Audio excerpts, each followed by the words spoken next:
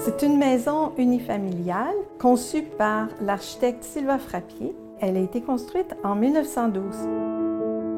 Lors d'une rénovation dans les années 70, le balcon a été tronqué pour laisser place à des colonnes de fibres de verre. En 2023, on a décidé de procéder à la restauration majeure. Le but était vraiment de retourner à l'origine des plans de l'architecte Sylvain Frappier.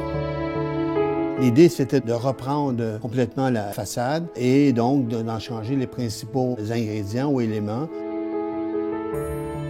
La galerie, avec ses colonnes coniques, mais aussi avec ses chapiteaux ioniques qui avaient beaucoup souffert, a été complètement réaménagée à neuf.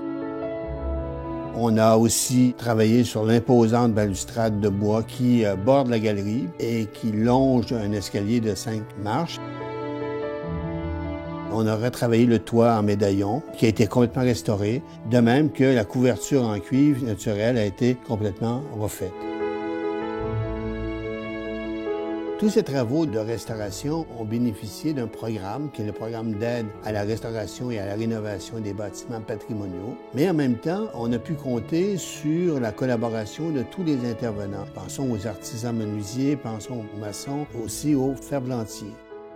Particulièrement, il faut citer la contribution de Jean-François Lachance avec son équipe L'Atelier établi qui a effectué des travaux avec le plus grand respect des formes et des techniques du patrimoine bâti.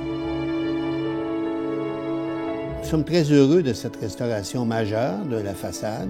Elle s'inscrit dans un ensemble architectural assez cohérent et le voisinage nous a apporté des témoignages très positifs sur cette initiative et sur son résultat.